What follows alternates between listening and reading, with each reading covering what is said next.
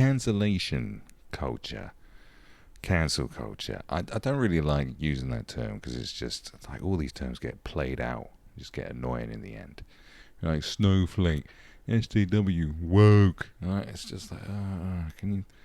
Everyone just jumps on these buzzwords because we're just in an SEO run dystopian nightmare. But I think a better term for it would be one that's more accurate as well. It's just head culture. Yeah, just call it head culture because it's operated by kids.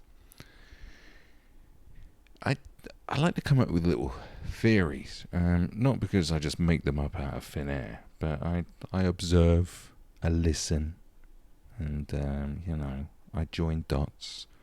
I'm not one of these people that joins weird dots, like the moon is made of cheese, or comes out with wacky theories like, Michael Jackson was just trying to relive the childhood that he never had.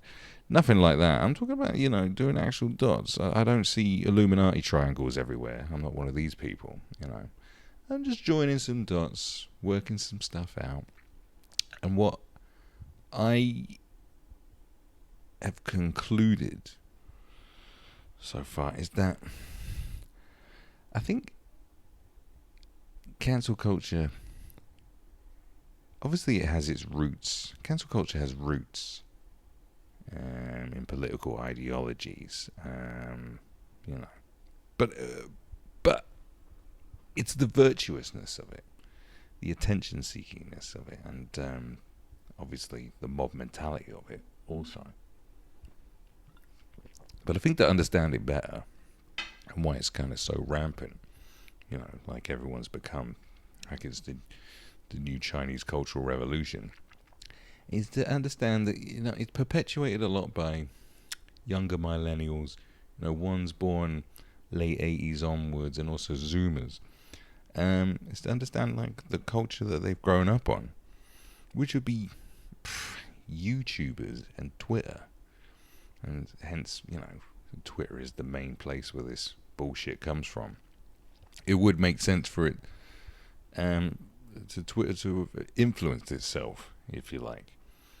And what do I mean by where it comes from, YouTube and Twitter? Well, we're talking about drama here. Drama. And it's an ecosystem. And this relates to, I was looking into just hearing about, Gabby Hanna and all the outrage surrounding her and her little battle with Angelica Oles. Is it Oles or Oles? I'm not sure. Angelica Oles, we'll call it just Angel Face. We'll call it Angel Face. Angel Face, obviously they got some beef going on, which I'll get into, on running beef for a long time. But I just kept thinking about it. And all these things popped into my head. And I was like, oh, yeah. And so I'll break it down. See, in the early days of Twitter, we'll start with Twitter, then we'll get onto YouTube. In the early days of Twitter, I can remember, being a person who's well into the raps musics. I'm into the raps musics and the hip hops, the hippity hoppity hippities, gun toting crazy music. That's what I'm into, son. I remember the evolution of Twitter, and Twitter suddenly, I don't know, maybe this is like around 2010. I can't even remember, but Twitter went from being just something that Stephen Fry was on and other old fucks to, rappers were on there. And what were rappers doing on there? Tweefing. They were tweefing. Twitter beef. I remember first hearing about Twitter beef, and they talk about it on blogs and on, radio shows. And it was like, God, this is the wackiest shit ever. Because, rap beef is supposed to end in murder. That's when it's cool. When it's just people, or at least a few banging diss tracks, but when it's just people arguing on Twitter all the time, it's like, and that's kind of the first thing that I can remember Twitter being famous for, is like just rappers taking shots at each other. Years ago. There was another thing that spawned on there, and people made a very good living from outrage culture. See, outrage culture has shifted. In the beginning, it actually used to be something that was very profitable, and you couldn't get cancelled for it because there was an ecosystem around it. Now, one of the person who springs to mind who killed it with this outrage culture, who really utilized it, is Katie Hopkins. She was the queen. She was the queen. Like, she made always made headlines. She'd say something crazy on Twitter, then go on television, like on This Morning, and go, yeah, well, you know, I don't like people called Tyler. You know, she'd say stuff like that. It's like, milkmen, they should be shot. All this crazy stuff, you know. She'd just wake up in the morning and go, fuck it, I'm going to say that all cats should be drowned. And people are like, okay. And I used to be like, look, it's in fucking Nightmare on Elm Street. And they just say, you know, turn your back on the monster and it won't exist, you know. Ignore her. Just ignore the bitch. And then she'll just go away. The only reason she's occupying your headspace is because you're allowing her to, you know. You just ignore her and then she has no power, because then she doesn't have a business. Her business was outrage. The outrage and the beefing, the virtue signaling, this is something people would have grown up on from YouTube, right? Essentially, why YouTube? Because drama is an ecosystem on YouTube. It is an ecosystem. And the changes that they're making to YouTube kind of makes it seem like they're going to eventually clamp down on drama, because this YouTube beefs and YouTube drama creates a hell of a lot of fucking money. Has done for years. As soon as people worked out this is something that generated cash, I mean, you wouldn't have Drama Alert, for fuck's sake, if it wasn't for this. As soon as they worked out that this is a way to generate cash, manufactured drama has been all around for time. You can pick out countless examples of manufactured drama. A good one, what was it? The Sidemen. The Sidemen with the KSI. You know, all those posh boys who play fucking computer games. They admit they all released diss tracks on it and said they were falling out, and then in the end they were like, oh yeah, we made it up. So you like completely just duped all your fans, and you're like, yeah, you dickheads, thanks for the money. It pays to get into drama. It doesn't really matter what people say to each other, you know. It doesn't matter, like no one's careers really get ruined, you know. Not really. Do you know what I mean? When it comes to beefing, there's the only person who's ever been bodied, you know, is Ja Rule. That's 50 Cent. You know, he's the Uber troll. Like 50 Cent go hard. So no one's really had their career completely destroyed like that. It's beneficial for both sides of it, and all the fans are fanatical and believe their side is completely virtuous and wonderful and serene, you know, and pure. You know, they're a knight riding around on a white horse, saving everybody. You know, and here's this fuck nugget from another YouTube channel that they don't like, and we're gonna go and we're gonna rally behind our god and kill the army of the other god, the false god. That's the YouTube drama cycle. And you got to think about it. So as soon as someone does something that's mildly outrageous, you know, then everyone piles in. Every channel, from the smallest to the biggest, because it's new. Because this is a news cycle now. This is trending. This gets views, and that's the YouTube ecosystem. So and you can see it all the time when people literally say "fuck all." We'll say fuck, do something really minor, and everyone just piles in, going, "Oh my God, Jesus Christ, he's a." You know, he just said, like, I like girls in short skirts. And most of the time, like, one, it's good to look virtuous. Obviously, you don't want to be, because outrage, not everyone's Hopkins, are they? So that's good, and it's also good to like point your fingers at people and judge them, because it's good for the ecosystem. This is why we get these situations where things are totally taken out of context. And it's not because, and I don't even think it's because people don't see the full story, or or just read a headline or take a comment out of context or whatever and aren't thinking straight. I don't think they care, because this is the ecosystem. This is how the money is made. That's why it happens. I'm 100% sure on that. Okay, alright. We'll stick with my 98% sure mantra. 98. You've got to have a little wriggle room, haven't you? But for sure. So, it doesn't really matter. It doesn't matter if it's a false accusation against someone. It doesn't matter if it was a faux pas. It doesn't matter if it's something that happened when they were 12.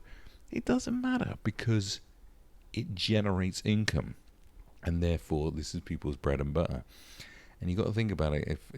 If they are... Would it...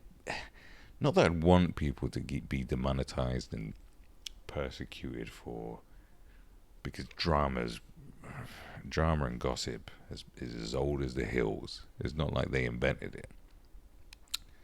But, maybe it would encourage people to do something different.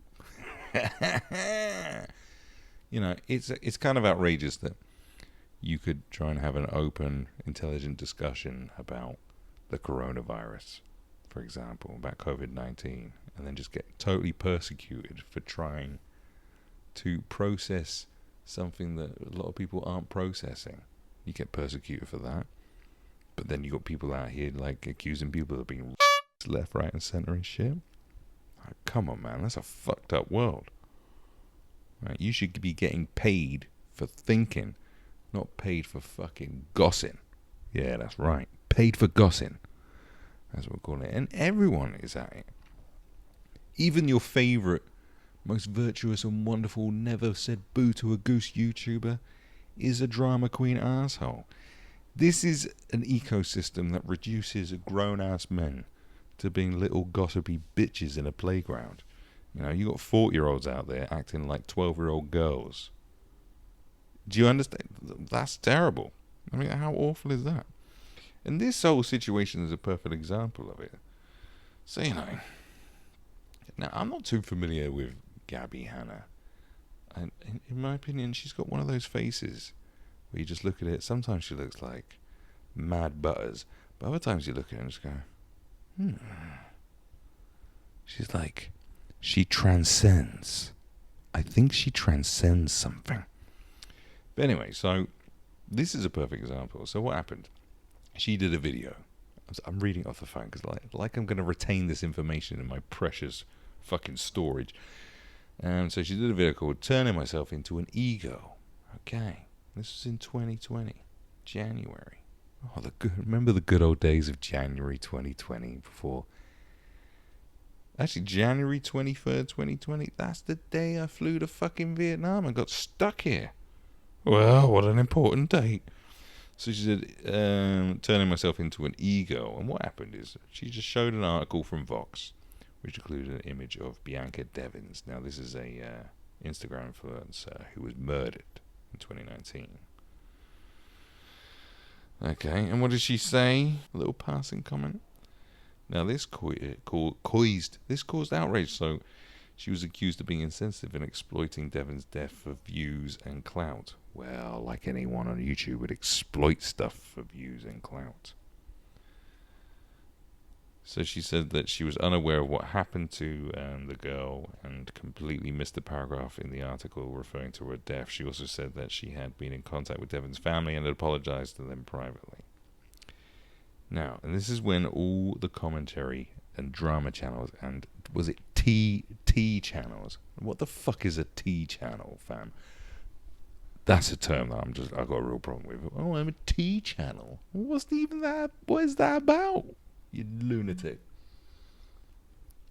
They all jump on it, and this is literally just a girl flicking through articles, looking at a picture of someone and making a comment on a picture. I'm sorry, not everyone knows who's died. But it doesn't matter because it's fake outrage. So you got this girl coming on it and saying the video was problematic in her first video on the 26th. She later posted a second video on February the 14th.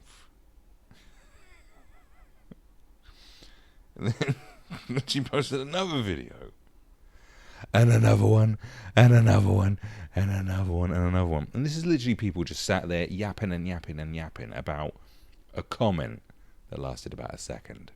A passing comment of someone who hadn't read who didn't know. This isn't someone being virtuous, and this isn't someone virtue signaling to a certain extent. It comes across as a virtue signal. And a lot of these virtue signals do seem like they are virtue signals, but what they really are is it's just, you're supposed to take stuff, you're just supposed to keep commenting on stuff. Because the news cycle is so fast that you just got to have stuff to constantly talk about all the time. And if your bread and butter, if the way you feel, if your bread and butter is drama, then you've got to be, you've got to manufacture drama from everything. So it keeps going and going and going. It doesn't really matter how big or how small it is. It's all drama. If you can make countless, there's people out there making 10 videos about someone who said fuck all. Think about that. What is it like? Is this the biggest crime on planet Earth? No. Does the person making 10 videos think this is the biggest crime on planet Earth? Likely not. But it's making the monies. It's about fucking money, you broke bitch. This is how it goes down. And then you just enter the ecosystem. And it goes on and on and on and on. And what's even funnier about these channels and the way they do it, and I've seen some of this stuff, how they're saying, I think the family reached out of this girl that was murdered and said, it's fine, we accept the apology, blah, blah, blah, let's just leave it. And can everyone else stop making videos on it because it's disrespectful? And then people will continue making videos going, well, actually, I don't believe that the family said that, saying, well, the family did say that it was disrespectful, but I think this. And then going, well, actually, I didn't do anything disrespectful, because they're accusing this Gabby Hanna girl of milking a girl's death to get views. And then she's going to accuse them of going, well, no, you're milking this girl's death to get views, which is more accurate. And then they'll go back and go, no, I'm calling you out in 20 videos about this dead girl I don't know. And they'll just keep going on and on and on and on, telling them, this is disrespectful to the family. Like, do you know what? When you've made one video on it, that's enough. But see, these people are fucking crazy. They're calling out a girl for milking a girl's death, for getting views and money and clout, for talking about, for making a comment on the way a girl dresses and this girl is dead, has been murdered. They're calling them out for that. And they're talking about how they should be respectful towards the family. And how do they go about, showing the way of how to be respectful to the family of a murdered girl? Well, they keep making more videos on it. There's more videos. We're just going to keep making more videos. Talking about this, putting this girl's name in the fucking tags, in the title, in the description, tweeting about it all the time. And going, no, I haven't done it for wrong. Like, on and on and on and on. Like, check this, look at this shit. Okay. Oh yeah, story people's. Liz says, "Oh yes, a storyteller of other people's stories. Didn't the parents ask you to take this one down?" And then she called Oliz a angel face, as we call her, a manipulative, narcissistic liar. Then Hannah tweeted that she apologized for the video immediately after speaking to her classmate's mother. Hannah later uploaded an apology video to the family of the girl who died, and both videos are still live on the channel. You, however, have ignored the calls of Bianca Devon's mother, who has expressed the hurt you caused her, Hannah said. And Oliz later made another video entitled Gabby Hanna is the Real High School Bully, during which she discussed some of Hannah's previous controversies. It just goes on and on and on and on and fucking on. Like, didn't the parents ask you to take that one down? If you really cared and had any class about you, you just stop mentioning it. You sort it out person to person. But this isn't about really caring about stuff. This is just about attention, you know, and it's very funny. A manipulative, narcissistic liar. Think about the level of narcissism there is out there, okay? So, all right, so the point I've been trying to make, as I've gone off on this thing, is that people have grown up watching this ecosystem and thinking, you know, how people have got completely outraged on YouTube, their favorite YouTubers, how this drama ecosystem that they've been watching for years, how people can get outraged over the tiniest little indiscretion and keep going on and on about it in 10, 20, 30-minute videos and release fucking 20 of those videos in a week. Think what that does to a young person's brain when they're looking at this going, well, apparently, like, the people I look up to get really outraged over the smallest of things. And they won't stop going on about it until they've destroyed someone's career like 50 did to Ja Rule. Like, think about it. That's what you grow. You're 11 years old. Your mushy little brain, that's what you're consuming. And fucking Twitter beef. People beefing on Twitter. And Twitter beefs are the worst because it just goes back and forth. Back, on and on and on and on and on and on and on. This is why internet beef is shit. Real life beef, you know, you can just slap someone and then usually it's over. So I just wonder how much of an effect this has had on people growing up and watching this stuff, because you talk about people who get outraged over the most pathetic and minor things and trying to like ruin people's fucking livelihoods over these minor indiscretions from years ago. Because this is all they know. Culturally, you know, they haven't grown up watching fucking Biker Grove.